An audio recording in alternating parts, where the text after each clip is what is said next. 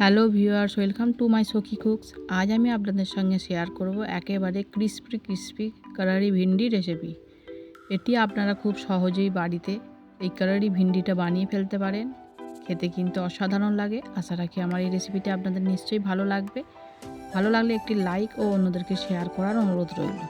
আর যেসব নতুন বন্ধুরা এই রেসিপিটি দেখছেন তাদের কাছে একান্তই অনুরোধ রইল চ্যানেলটিকে সাবস্ক্রাইব করে আপনারা আমার পাশে থাকবেন। তাহলে আসুন বন্ধুরা, দেখে নিন এই রেসিপিটি। সবার প্রথম আমি এখানে কিছু ভিন্ডি নিয়ে নিয়েছি। ভিন্ডিগুলো বেশ ভালো করে ধুয়ে পরিষ্কার করে নিয়েছি। এবার আমি এগুলোকে কেটে নেব। প্রথমে আমি ওপরের দিকের মোটাগুলোকে কেটে দিলাম, তারপর নিচের দিকেও একটু হালকা করে কেটে নিলাম। এবার একটা ভিন্ডিকে আমি 4টে করে টুকরো করে নেব। এই দেখুন, আমি এইভাবে লম্বা লম্বা করে 4 টুকরো করে নিলাম। আর এই ভিন্ডিগুলো খুবই কচি, সেই জন্য এর বীজগুলো ফেলে দেবার কোনো দরকার নেই। বাকি সমস্ত ভিন্ডিগুলোই আমি এইভাবে 4 টুকরো করে লম্বা লম্বা করে কেটে নেব। এই দেখুন, এখানে আমি ভিন্ডিগুলো কেটে নিয়েছি 4 টুকরো করে। বাকি সমস্ত ভিন্ডিগুলো আমি এইভাবেই কেটে নেব। আমি এখানে সমস্ত ভিন্ডিগুলোকে কেটে নিয়েছি। এই দেখুন, এইভাবে। এবার আমি এর মধ্যে একে একে মশলাগুলো অ্যাড করে দেব। সবার প্রথম দিয়ে দেব পরিমাণ মতো নুন, হাফ টিস্পুন হলুদ গুঁড়ো, হাফ টিস্পুন লাল লঙ্কা গুঁড়ো, হাফ টিস্পুন কাশ্মীরি লাল লঙ্কা গুঁড়ো, হাফ টিস্পুন গরম মশলা আর হাফ টিস্পুন কালো জিরে দিয়ে আমি এবার বেশ ভালো করে ভিন্ডিটাতে মশলাগুলো মাখিয়ে নেব। দেখুন, আমি বেশ ভালো করে মশলাগুলো ভিন্ডির সাথে মাখিয়ে নিয়েছি। এবার আমি এটাকে ঢেকে 5 মিনিট মতো রেখে দেব।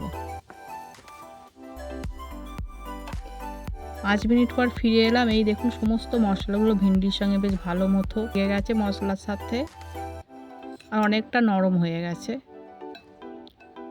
এবার আমি এর মধ্যে দিয়ে দেব 2 চামচ বেসন আর 1 চামচ চালের গুঁড়ো। যেহেতু ভিন্ডিটা 5 মিনিট ঢেকে রেখেছিলাম, তার জন্য নরম হয়ে গেছে। এবার এই বেসন চালের গুঁড়োটা বেশ ভালো মতো ভিন্ডির গায়ে লেগে যাবে। আমি এবার বেশ ভালো করে বেসন আর চালের গুঁড়োটা মাখিয়ে নিলাম ভিন্ডির সাথে। এই দেখুন, বেশ ভালো করে আমি মেখে নিয়েছি। আমি এখানে কোনো জল ব্যবহার করব না। এই দেখুন, বেশ ভালো মতো লেগে গেছে ভিন্ডির গায়ে। অন্যদিকে আমি একটা ফ্রাই প্যানে তেল গরম করে নিয়েছি। তেলটা বেশ ভালো করে গরম করতে হবে। এবার তার মধ্যে যে ভিন্ডিগুলোকে আমি মশলা দিয়ে মাখিয়ে রেখেছিলাম সেগুলো আমি দিয়ে দিলাম। দিয়ে এবার মিডিয়াম ফ্লেমে একটু সময় নিয়ে ভিন্ডিগুলোকে ভাজতে হবে। দেখুন, আমি বেশ সময় নিয়ে নাড়াচাড়া করে ভিন্ডিগুলোকে বেশ ভেজে নিয়েছি। ভিন্ডিগুলো বেশ মুচমুচে করে ভাজা হয়ে গেছে। এবার আমি তেল থেকে ছেঁকে নিলাম ভালো করে। আর আপনারা একটু সময় নিয়ে ভাজবেন, তাহলে ভিন্ডিগুলো বেশ মুচমুচে হবে। বাকি ভিন্ডিগুলো একইভাবে আমি তেলের মধ্যে দিয়ে দিলাম। দিয়ে এবার অনবরত নাড়াচাড়া করে মিডিয়াম ফ্লেমে মুচমুচে করে ভেজে নেব। এই দেখুন, আমি বেশ সময় নিয়ে বাকি ভিন্ডিগুলোকেও মুচমুচে করে ভেজে নিলাম। এবার এই ভিন্ডিগুলোকেও আমি তেল থেকে ভালো করে ছেঁকে তুলে নেব। আশা রাখি আমার এই রেসিপিটি আপনাদের নিশ্চয়ই ভালো লাগবে। ভালো লাগলে একটি লাইক করার অনুরোধ রইল। আপনাদের একটা লাইকই আমাদের অনেক মোটিভেট করে নতুন নতুন ভিডিও আপনাদের সঙ্গে শেয়ার করতে। এই দেখুন, আমি সমস্ত ভিন্ডিগুলোকে ভালো করে তেল থেকে ছেঁকে নিয়েছি। এবার আমি এটাকে একটা পাত্রের মধ্যে রেখে দেব। খুবই ক্রিস্পি হয়েছে বন্ধুরা।